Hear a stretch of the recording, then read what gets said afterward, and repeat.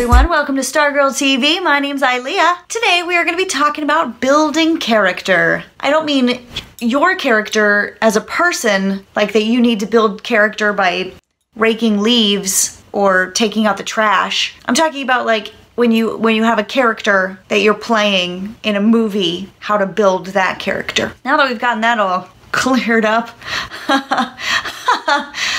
there's two basic ways of building character. Number one, you work from the inside out.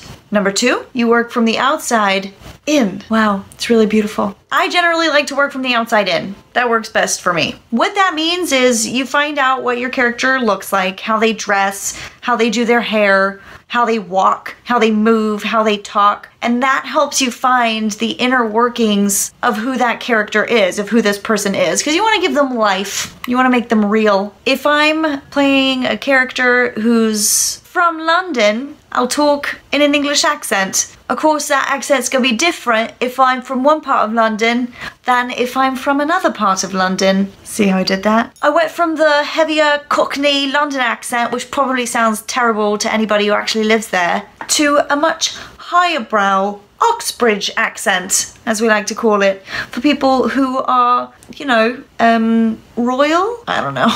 Those people are gonna move very differently too. So I'll start with their voice. Whether that has an accent, it usually doesn't. Accents are just fun. This is my terrible impersonation of a French accent, or Russian, where you imitate red from orange is the new black.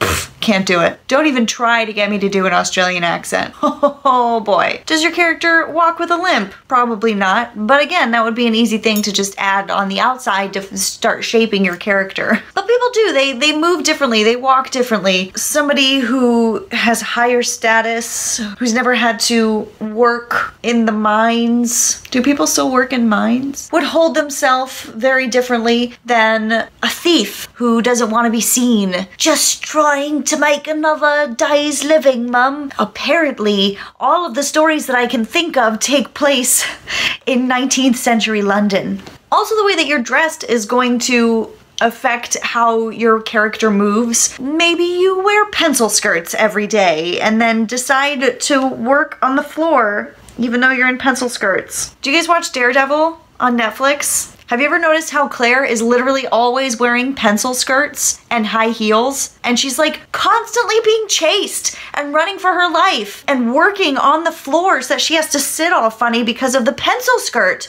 I'm like, girl, put on some slacks. But no, that's who Claire is. She wears the pencil skirt and the high heels, which means that she's gonna walk very differently than Jessica Jones, who wears jeans and boots. Anyway, it's a good idea to kind of wear what your character would wear when you're rehearsing. That's what I was getting at. The other technique that I kind of mentioned maybe at the beginning of this video is working from the inside out, which means instead like doing all the like, who am I? What do I want in life? How can I get what I want? Who's preventing me from getting what I want? And then letting that build how you walk outside of that. That's just too much for me. I'm like, they walk with a limp? Yes, they're a thief with a limp. If anybody is English, I'm sorry if I offended you. Would you rather work from the outside in or from the inside out? Let us know in the comments. Thank you so much for watching, guys. Don't forget to subscribe. I'll see you next time. I'm from East London and I've got a hook on the end.